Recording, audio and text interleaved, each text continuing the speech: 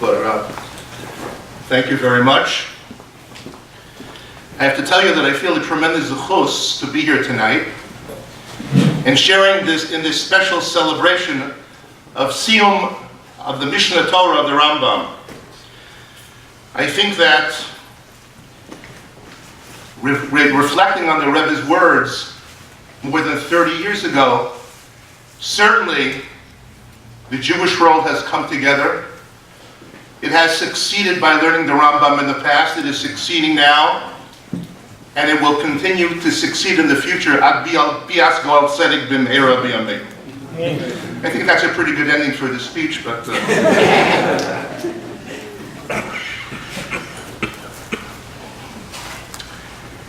a litany of victims who were eaten by the lions in the Roman Colosseum. And now it was the turn of an elderly rabbi to meet his gruesome end. The rabbi, unafraid, approaches the lion and whispers something in the lion's ear. The lion immediately turns around and returns to his cage. The Roman Caesar was in attendance. He shouts down to the rabbi, "Tell me what you said and I'll set you free." The rabbi said, "It's really quite simple. I said to the lion, if you eat, you have to stay for all of the speeches. If you ate, you have to stay for the speeches." The dominating theme of the Rambam's Moreh Nevuchim, his guide for the perplexed, is the concept of rationalism. What is rationalism? Rationalism and reason lead a person out of his perplexity. Out of any problem that you have, you can reason it out. That Hashem gave us this ability to solve our problems. And Hashem wants and expects us to use reason in our lives. Now, of course, there are aspects of Jewish life that don't involve reason. We call that emunah. We call that faith. But reason is in sync with the Torah. The Torah wants us to use reason.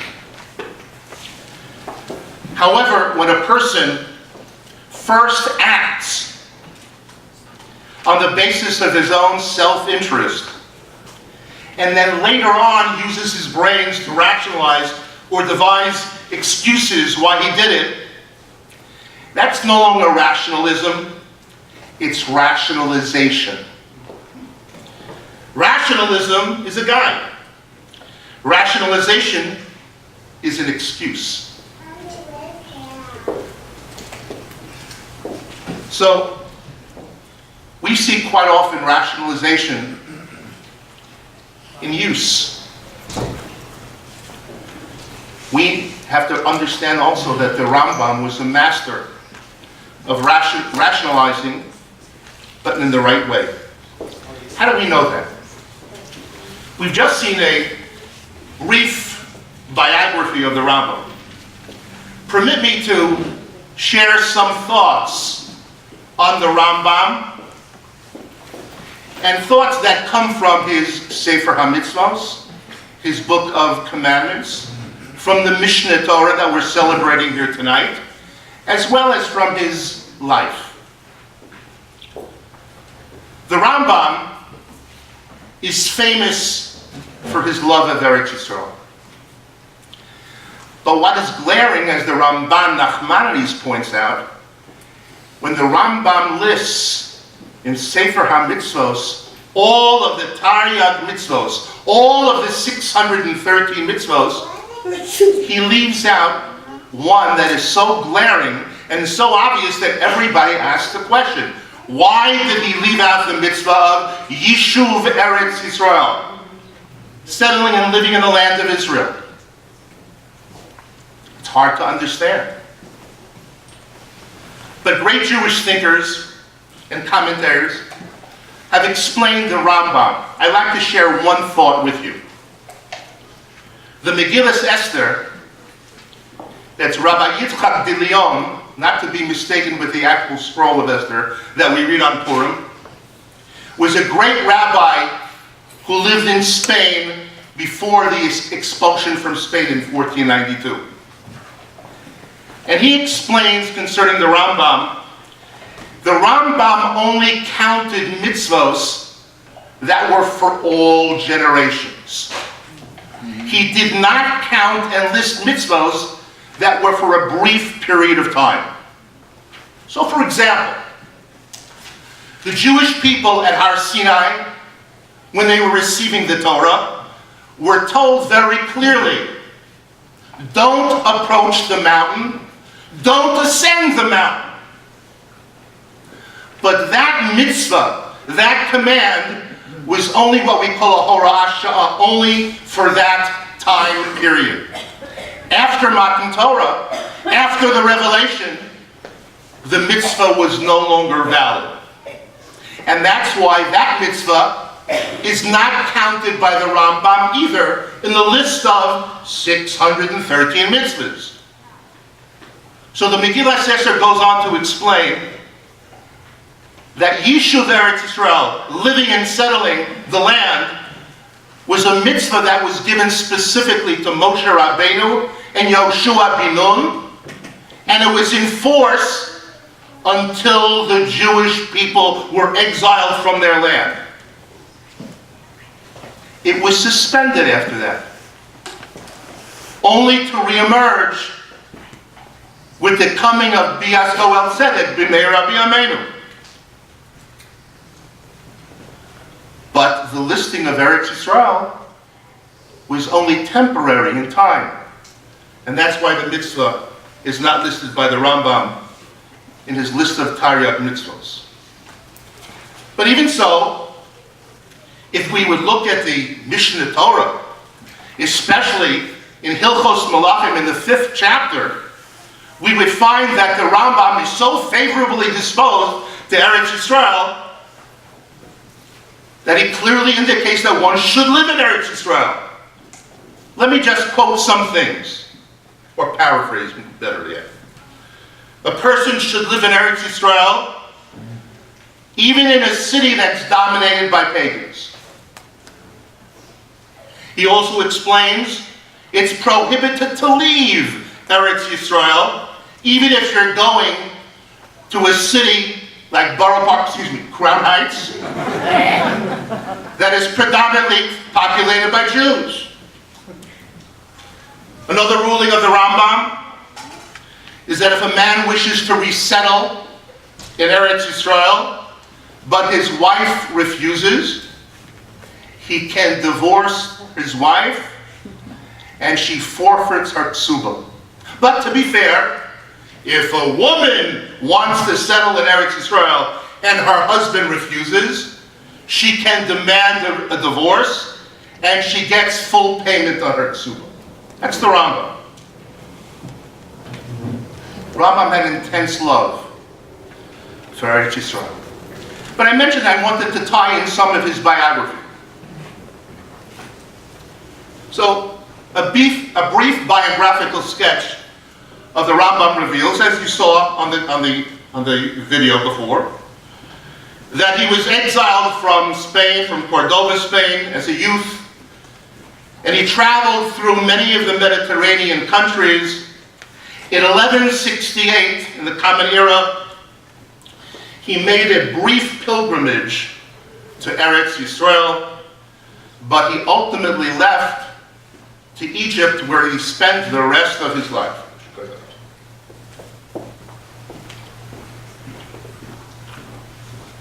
In case you're asking, I made a bracha with it. You're all like that. Okay.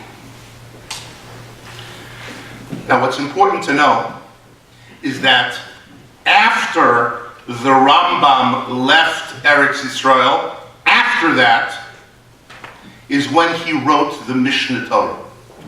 That's the same Mishnah Torah that he says you can't leave Israel. You have to dwell even in a city full of pagans in Israel. Then a man can divorce his wife. A woman can collect on her tzub, and so on and so forth.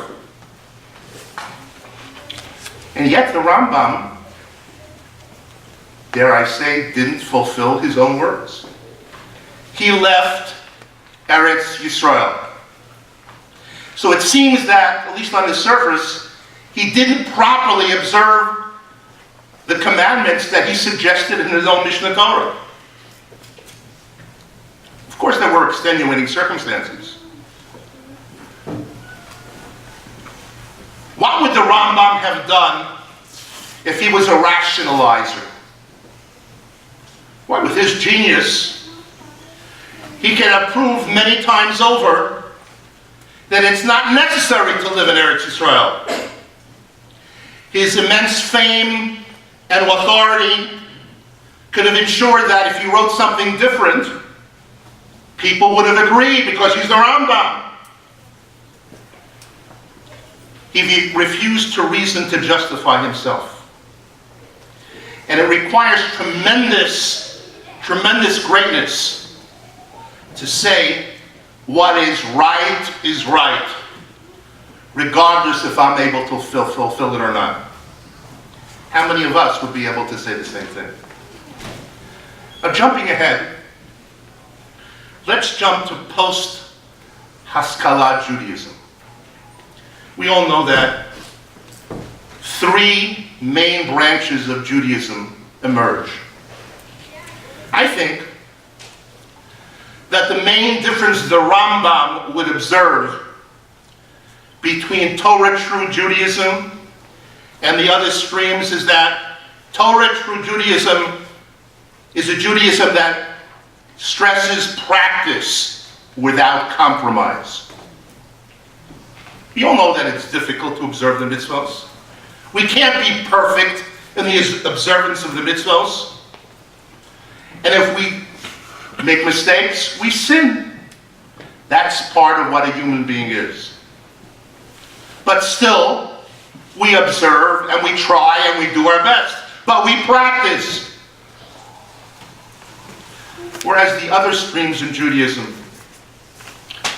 when conditions make it inconvenient, they violate Judaism and change their dogma to suit their practice. As a result, they're always right. They're always righteous because they never, ever make a mistake. But we Torah Jews, we don't change our ideals. We don't change our practice, even though we make mistakes. In the Machzor for Yom Kippur, we say, we are not azei panim who say, Tzadikim anachnu velo chatanu, that we are righteous and have never sinned, but rather, anachnu v'avoseinu chatanu. We and our parents who trained us, we both have sinned.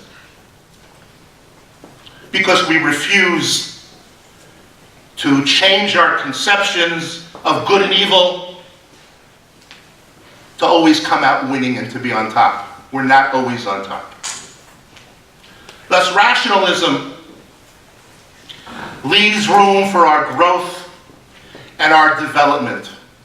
Rationalization discourages anything but the status quo. The Rebbe, like the Rambam before him, was a rationalist. Perhaps that's why he stressed that there are only two types of Jews. There are Jews that are Torah observant, that are frum, and there are Jews that are not yet frum. But there's nothing in between. And so, the life of the Rambam and his works taught us the proper way as Torah Jews to act. It's our own guide. Hopefully we won't be that perplexed anymore. We learn that reason and faith in Torah serve not as convenient excuses, but as a mission, as a way of life. And so, we who live in the year 2015, Tavshinayin Hey, 5775, we live more than 800 years after the time of the Rambam. Still observe and follow and learn what the Rambam has to teach us and guide us with.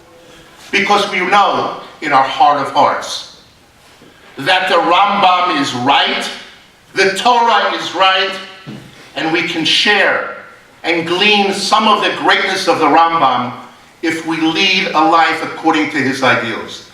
That's the legacy of the Rambam, and that's the lesson I believe we can glean from the Rambam and his teachings if we learn Rambam and we observe and practice and do the best we can, even if we make mistakes.